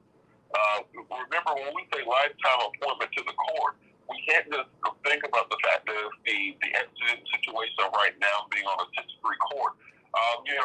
She's going to be on this court in the Trump second term. She's going to be on this court in the Harris first term. She's going to be on the court when Malia and Sasha are president, quite frankly. So she's going to be making law and shaping the American judicial system for the next generation or more. So she's a very young woman. aims of Ruth Bader Ginsburg when she finally left the court in the aims of Stephen Breyer, who she succeeded. So we have to look at the fact that generations will be shaped by this decision. This is why these fights are so hard, so tough, and so difficult. So we also have to look at what's in the pipeline going forward, how this will inspire younger people to continue to fight, to extend up the ladder, understanding the slings and arrows. As you said, being in public life is a lot different now than it was at one point in time. There's been a merger of the public, the private, and the conspiracy wing of American politics, where things that simply would never be said in polite company in years past are now on the front page of the newspaper and headlines on every cable news channel, whether they are true or not, and the type of pressure that puts on individuals going forward. This is where things start. This is not where things end for Justice Jackson. And I'm going to be, as Daryl said, very interested to read many of those dissenting opinions and how that is cited by lower courts and how that sets precedents going forward. And it's one thing to have a black woman on the court. That is absolutely crucial. But also having the right black woman on the court. Because I think if we were sitting here looking at the nomination of, Candace Owens or Diamond and Silk to the court, we'd have a very different view of things. So it's not simply enough to have a black woman, but to have a brilliant, qualified black woman who is on the right side of the issues is why this is such a momentous event in American history. Well, it is a momentous event, Attorney Barbara Arnwine, and it's a lifetime appointment. It's a lifetime appointment. I've got 3 minutes. What does that mean? It means that she will be on that bench until death or until she retires, which means that at 51 years of age right now, she could serve 30 plus years. That is totally within the realm of possibility. That means that in 30 years, she will sit on that court and will shape its opinion. She has the potential, given the political dynamics in our country, of one day being Chief Justice, Katanji Brown Jackson. Just consider that. That is within the realm of probabilities, of possibilities. The one thing that Daryl said is so important is people got to understand she has written at this point more opinions as a judge than most of the justices sitting on that court. So she comes with power in her pen, power in her hand as she holds and writes and reasons. This is somebody who has done a lot of judicial reasoning. And remember that the way the court operates, if the Chief Justice appoints, who will write an opinion, and oftentimes in the competition to be heard, justices write opinions and circulate them among themselves to influence each other's possible decision making. And a lot of justices don't do that because they just don't write that much. And they don't produce that many opinions. So she will. And I think that one thing that people need to know is that the beauty of Katanji Brown Jackson, as you saw with the 60% of the American public supporting her nomination, the highest support in decades for any justice nominee, is because she demonstrated black excellence in public. That's something we don't get to see enough of. And I'm so glad that we were able to see her in her full brilliance and all those other great black lawyers who were able to come and speak on our behalf. Thank God for this moment. We will continue to build on it. It's just one moment. We got so much more to do because we're going to slap some folks. People talk about what Will Smith did, but we're going to slap some folks politically. That gang of five for beating up on that woman. Well, when we get back, I want you to talk about the work that is before us because, okay, she will be sworn into the Supreme Court in June, but there's so much more work. This is the end of the beginning, not the beginning of the end. Justice Katanji Brown Jackson, what is before us? What is next, everybody? There's a next year, led by Attorney Barbara Arnwine. Let's talk with this magnificent panel. Shanina Knighton, I haven't forgotten about you, Dr. Knighton. We'll come back to all of you in just a few minutes on the Santita Jackson Show. 773-763-9278. Back in just a minute.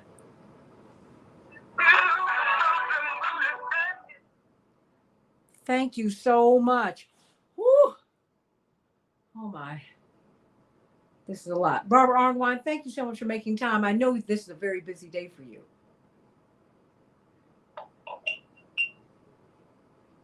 Is she still there? Paul? Oh. I know. Very, very busy people, and but it's important because it's taken all of us, all our voices, the work of your father, over all these years, we set forth the conditions under which we could have a judge, Katanji Brown Jackson, confirmed to the court. Oh yeah, there's no question. You have to change the temperature for sure, and it takes. Oh, that's for sure. It takes work in every particular realm, and I think we need to talk about that. Thank you, Miss Tanya. Oh, girl. Oh, who's on the line? Chapearl? Okay, great. Chapearl, how are you? I'm great, Santita, and yourself? I think someone is coming to town, and he wants those biscuits. Is that you, Attorney Jones? When are you coming, Attorney Jones? That's right. I'll be coming to visit my 91-year-old aunt next week for a couple of days. And I got to make my way over to Celebrations. I have to get some of those sweet potato biscuits. Yes, we don't have it ready for you. We don't have to. He's still begging food. Begging for food, and he's going to bring some back to you, Miss Barbara Online. It's embarrassing.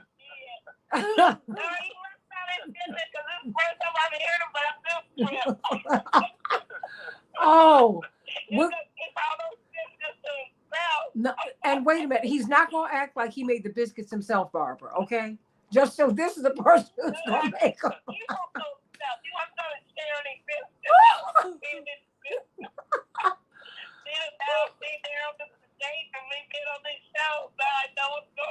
Hey, girl, every time he comes on here, he's asking her to make him some soul food. Now, you know he doesn't eat carbohydrates, but that's okay. He's going to have to bring the biscuits back to you. But she's so teeny weeny, she doesn't eat carbohydrates either. So, oh my goodness, bless his heart. Excuse me, I want to do a head count. Dr. Knighton, you still there? Is Dr. Knighton still there? Okay, Robert Patillo, you're there? Yes, ma'am. Oh, okay. Attorney Jones, Sweet Biscuit, he's there. And Attorney Arnwine. I'll be back in 1 minute. Oh my gosh. I said, yeah. So, but Chapearl really can cook. I mean, she is too many things. She can really, really cook. Hey, Santita, before we get on the air, I just want to say, if you ever need somebody to bring you out between CK and Barbara Arnwine, they know how to make you look good on the air. I said, listen to these black women just bring Katanji out, baby. I love it. Oh, wonderful. As I'm watching these people stand and give her a standing ovation and not others. That's all right. Make it, it's all right. 5 seconds. Okay, stand by, everybody.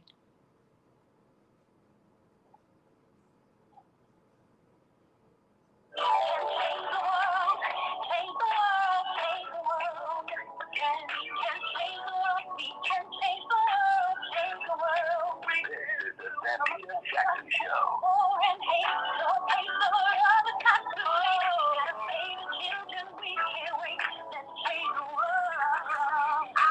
Hey, everybody, we're talking about justice, soon to be justice, Katanji Brown Jackson. 53-47 was the vote yesterday. 3 Republicans broke ranks and voted for Katanji Brown Jackson to become the next Supreme Court Justice, of course, taking the place of the man for whom she clerked, Justice Stephen Breyer. What a moment this is. But there is so much work ahead, and led by Attorney Barbara Arnwine, chair and found, excuse me, not chair, but she's the founder and president of the Transformative Justice Coalition, the former executive director for the Lawyers Committee for Civil Rights Under Law, our nation's foremost voting rights advocate, Attorney Robert Patillo, Southeastern Regional Director for Rainbow Push, who is also the host of his own show on WAOK, the iconic WAOK radio station out of Atlanta, every Sunday from 1 to 4. You've got to listen to his show, Eastern Standard Time. It is quite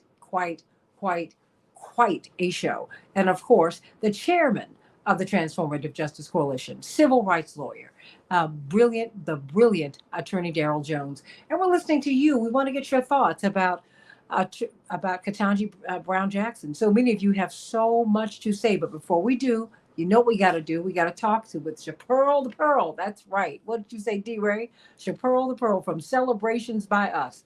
Take it away, Chapearl.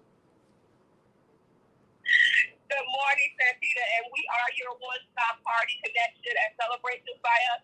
We are getting ready to prepare some sweet potato biscuits for our friend Darrell Jones and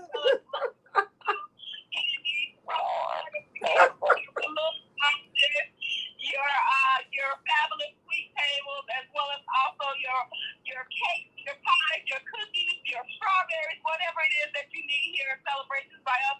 We can do it for you. So don't hesitate to give us a call at 708-526-4546, 708-526-4546.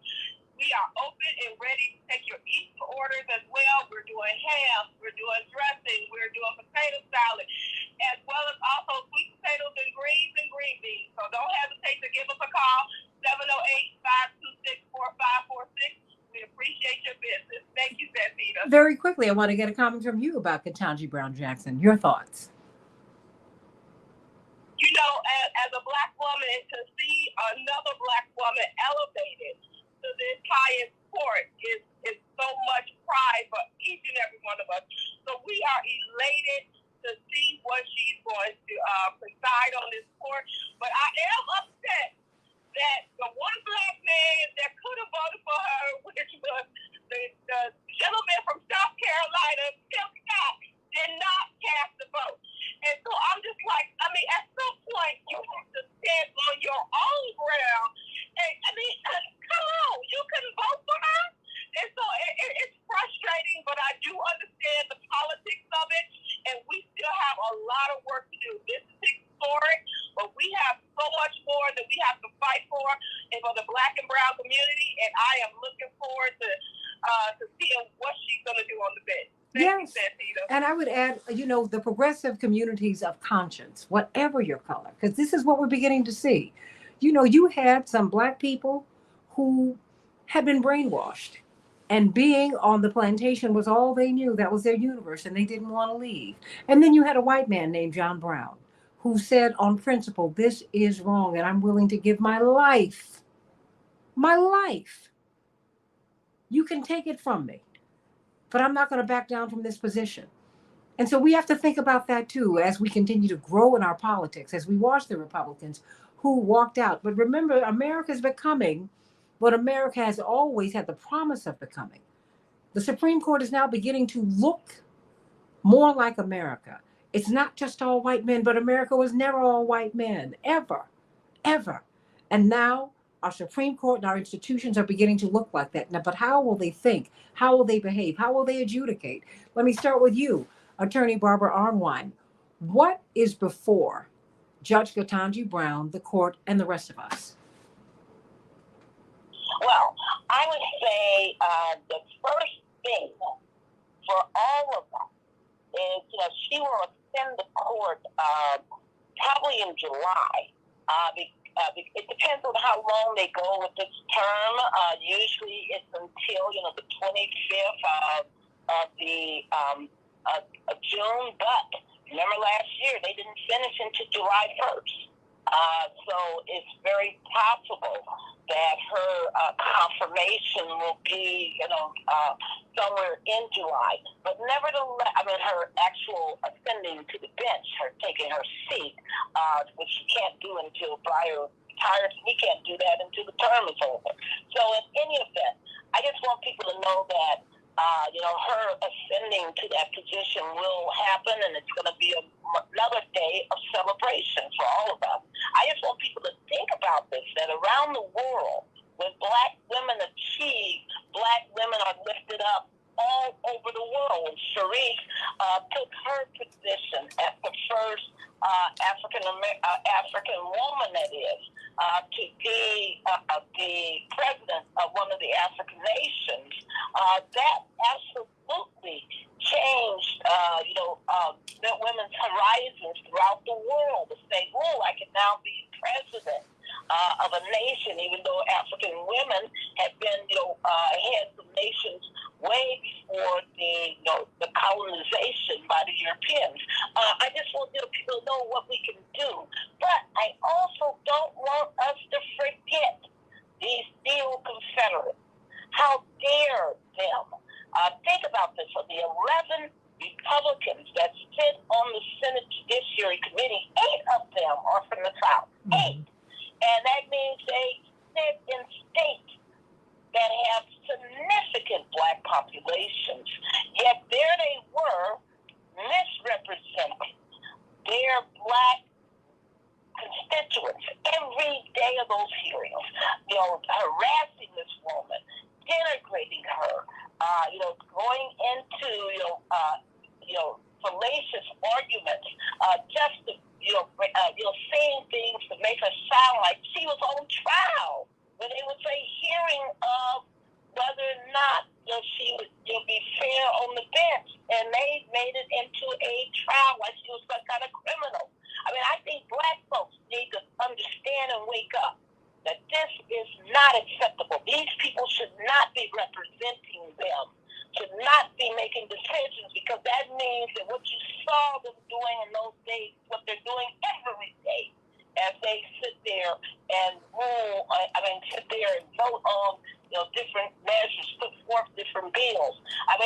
The nerve of a Blackburn to ask her, what is a woman? Listen, let's think about this, because people say, well, that was just because she hates trans. No, let's go back. That in history, Black women weren't even called women. They were called negresses. And people got to understand that when she's coming out of that Tennessee tradition, she is not only asking that question, but she's also denigrating the very fact that Katanji Brown Jackson or any Black woman has equality with white women. I don't want us to get confused that we have a battle on our hands there at this point in the nation. There is a contention. We're either going to be a multicultural, multiracial democracy, or we're going to go backwards and be something less than a fully inclusive democracy. And we're at a point of war as those two contentions are before us, and we got to rise up and fight for it, because time marches forward, not backwards. Let's do it, folks. Hey, everybody, what are some of the issues facing the court? What this appears to be, Attorney Arnwine, of great moment for the Supreme Court. In the United States, we're really at an inflection point for the Republic. You had January 6th, which was really an outgrowth of our seditious nature. But things are it seems we're having a quickening, and we're questioning and really trying to reconfigure who we are. What are some of the big issues that will be before her in the court, and what we assume that she'll have to write some really important dissenting opinions? Attorney Arnwine. Oh, we know. They're already there. Reproductive rights will continue to be a battleground. We even have the LGBTQIA rights will be a battleground. There will be a battleground over the First Amendment. How much does it allow for protest? What is free speech?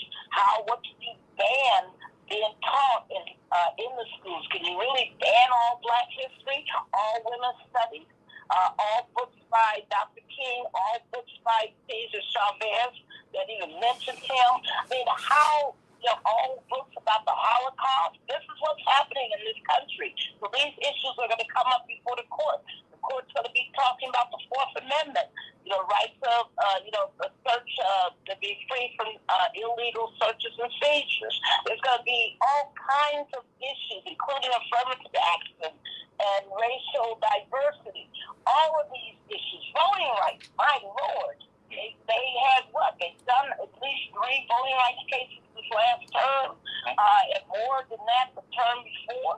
I just want people to understand all of these issues, the right of people who are formerly incarcerated to vote. All of these issues are going to be before the court again, redistricting. All of these issues. I don't want people to just think. And guess what? It's likely not to be before the court, even though they spent all this time on it. Pornography. It's so rare for the court to take, any kind of case involving pornography. So that whole line of questioning was a joke. It was to avoid dealing with these big issues that actually will be before the court. So we need to keep our eyes and ears quite open, but also we got to do the political work, because there are 75 vacancies right now in the federal judiciary. They need to be filled. I mean, the tragedy of the Obama administration was that he left 100 vacancies for Trump. So this is a problem. They need to move much more aggressively, much faster, and get these 75 vacancies taken care of, because they can do that while they still have the majority. And the question before us is, what are we going to do? Because we need a good Supreme Court. We need a diverse judiciary. We need to win, not only in the political arena, but in the legal battles that will be held before, the federal judiciary. So it is critical, people, to understand this is the moment where you rise up, when you're ahead of the game, when you're winning. Keep winning. Don't ever just say, well, we got in this far, oh my God, who would have ever thought we could have done this? No. Our goal is to do more. It's to be politically on fire and to work until we have the kind of representation that we deserve. No Black women governors. No Black women in several, at least half the states serving in any kind of statewide position of office at all. No Black women senators in the U.S. Senate. All of these issues we have to take on and win. Attorney Robert Patillo, what is the issue before us? As we're listening to Attorney Barbara online, voting rights jumps out at me. Street heat jumps out at me. Of course, that's why our civil rights organizations have had different prongs. I mean, our movement, we've had a legal arm. We've had the street arm. We've had, which came from the church. I mean, we have different elements that need to be employed. I get the sense that we need not just march, but we need to be organizing and voting. Talk to me, Robert. Well, I think what Republicans are normally very good at telegraphing their punches. They don't really hide things. They don't really do a hidden ball trick on you. And what they're going to be attacking primarily is going to be affirmative action. That they want to start breaking down the traditional rubric and separate the intermediate scrutiny from strict scrutiny. This is why they started asking those questions of, well, if I turn myself into a woman, then can I apply for Title IX? Do I get racial or gender preference scholarships if I'm a man who becomes a woman? They're trying to set the basis for breaking those things down judicially so that they can remove those racial preferences in college education, so they can remove those gender preferences in federal employment. All the measures that were taken in the 70s and 80s to help bring African Americans and women and other minority groups into economic parity. Well, those things are going to be under attack immediately. This is why they start making all these reverse racism arguments to set the stage for that going forward. Secondarily, this question of voting rights nationwide. Once we saw what happened after the Shelby decision in 2014, we've seen the decision this last term about racial gerrymandering in Alabama. They're going to be taking the opportunity to affirm many of these voter suppression laws that have been put in place in states like Georgia and Texas and Florida, and that make it more difficult for African Americans to have the protected right to vote effectively. We can see the voting rights that become a thing of the past, not through legislative action, but simply through judicial decisions. And what does that mean for the American democracy? We still have 40% of the country claim that the last election was stolen and that they need quote-unquote election integrity, which is a new name they've given to voter suppression. You also have to look at education, where they've started this concept of parental rights, which is the new version of book burning. So when they say parental rights in education, what they really mean is, I don't want little Timmy to find out anything that white people did that was bad. He needs to learn about Johnny Appleseed and Babe the Big Blue Ox and Paul Bunyan and so on and so forth. He doesn't need to be learning anything about slavery or the Civil War or the Civil Rights Movement or W.E.B. Du Bois or anything besides the cartoon version of Martin Luther King that we've invented for him to learn. And the reason for that is they want to ensure that they're influencing the next generation 10 and 20 years down the line so that they can finish the job of repealing the last bits of the Civil Rights Movement that remain. So where Democrats often think about things in the near term of what can get us through the next election cycle, what can get us through October, these people on the other side are thinking 20 and 30 years down the road and how they can shape the hearts and minds of this next generation going forward so that they can bring back the America of white supremacy that they grew up in and that they believe should be the standard for us going forward. Attorney Darrell Jones, when you look at what is before us,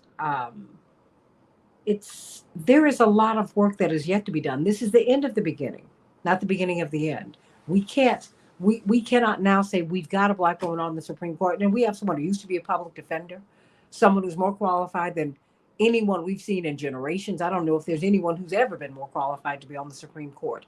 What is the work that is ahead for those of you in the legal community, for those of us in the activist community, for those of us who really just need to be involved? Because these organizations and these movements need you, everybody. They need your involvement. They need your marching feet. They need you to volunteer in the offices. Freedom is not free, and you must pay for your freedom yourself. Attorney Darrell Jones.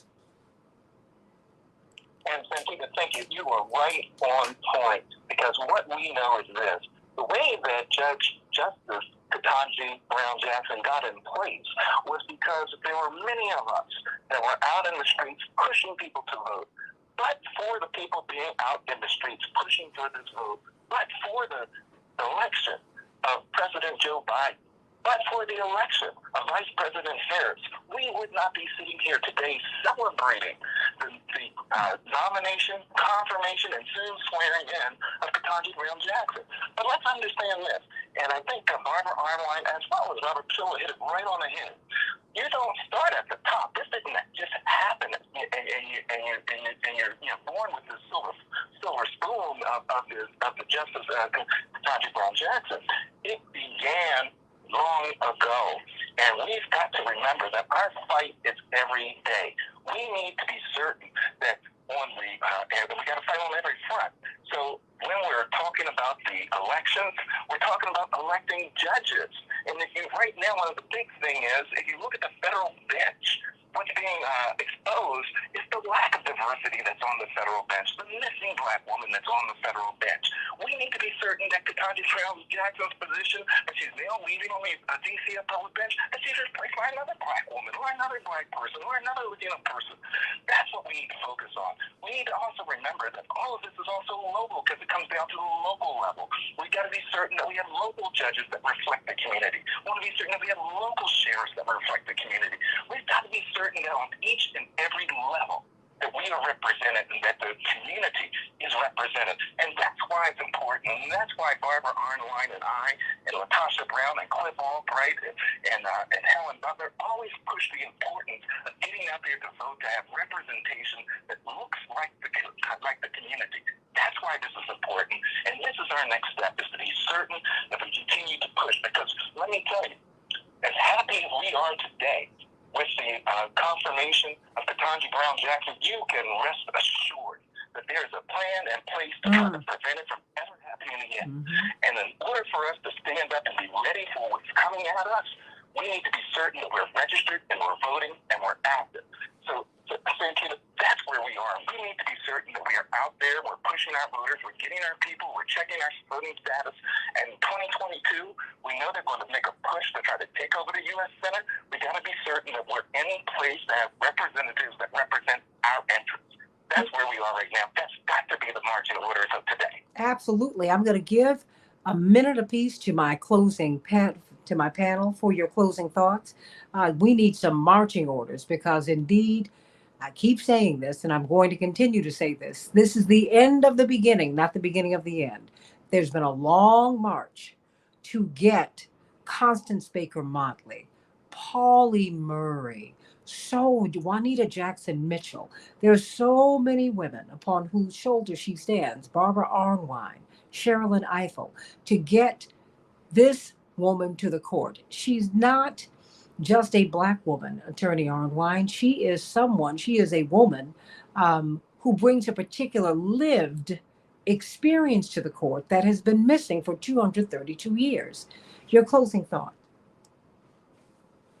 Yes, I want to encourage people to go to tjcoalition.org and read Errol's brilliant Persevere Through Troubled Seas article that he wrote and contribute to Katanji Brown Jackson and to all Black women to fight and to succeed in these times.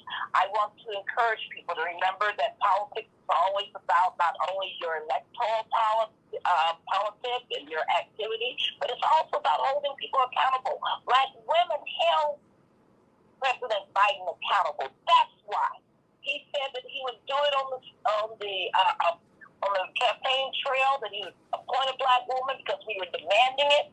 And he then was held accountable because Black women wrote him, went to see him, and said, when we going to get this Black woman candidate, nominated to the court?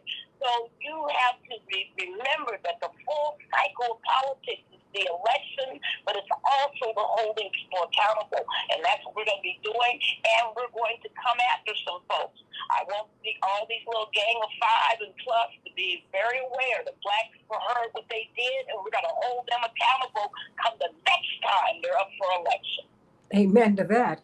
Robert Patillo, 1 minute belongs to you, 1 to 4 Eastern Standard Time on WAOK on Sunday. That's where you'll be able to find him. Civil rights lawyer. Of course, he's the Southeastern Regional Director for Rainbow Push. 1 minute, Robert. Thank you so much, Santita. I think what's important to see right now is what are going to be the consequences for those Republican senators who drug Katanji Brown Jackson through the mud this week. I would love to see Black women across the country in each of these states where there's a gang of five members exist, filing to run against them. And not just filing to run against them as Democrats, filing to run against them as Republicans. Whether it's win, lose, or draw, we need Black women in those Republican debates against Lindsey Graham.